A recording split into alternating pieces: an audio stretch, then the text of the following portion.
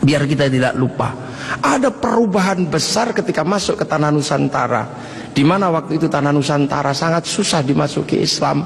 Kenapa? Ini bangsa sudah sangat beradab. Bangsa ini bukan bangsa kecil. Tahun 1222 ke atas sebelum tahun 1300 sudah mampu menaklukkan Mongol yang menaklukkan Eropa, menaklukkan Arab, mampu ditaklukkan oleh kekuatan Nusantara yang namanya Singasari. Makanya hal itu bisa kita lihat betapa kita bangsa punya tinggalan-tinggalan yang luar biasa. Orang Arab punya alat musik yang namanya terbang, terbuat dari kayu dan kulit. Orang Eropa punya alat musik yang namanya gitar, terbuat dari kayu dan tali. Tapi orang Nusantara salah satu alat musiknya adalah gamelan, terbuat dari logam. Hanya bangsa yang menguasai ilmu pertambangan yang maju dan penguasaan metalurgi yang mapan mampu membuat alat musik dari logam. Dalam cerita-cerita besar, kita juga punya cerita besar yang sama. Orang Eropa punya cerita tentang Cinderella, kita punya cerita bawang putih, bawang merah. Orang Eropa punya Samson, orang Arab punya Sam'on, kita punya Bandung Bondowoso. Kita punya Sangkuriang, kita punya Sipahit Lidah. Orang Sanya punya cerita Romeo Juliet. Orang Arab punya cerita yang namanya Laila Majnun. Kita punya cerita Andi-Andi Lumut. Kita punya cerita, banyak sekali cerita cinta di Indonesia.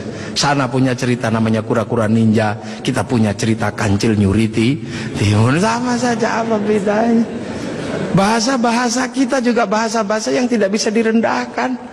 Orang Inggris bilang rice, orang Arab bilang rus, orang kita bilangnya macam-macam. Kalau masih di sawah namanya padi, kalau sudah dipanen namanya gabah, kalau sudah digiling namanya beras, kalau patah-patah namanya menir, kalau dibungkus namanya lontong pakai daun, kalau dibungkus pakai namanya ketupat pakai janur, kalau tidak dibungkus namanya nasi, dicuri satu namanya sebutir nasi, kalau diublek-ublek namanya bubur, pantatnya kosong namanya kerak atau intip. Sana cuma rice sama rus.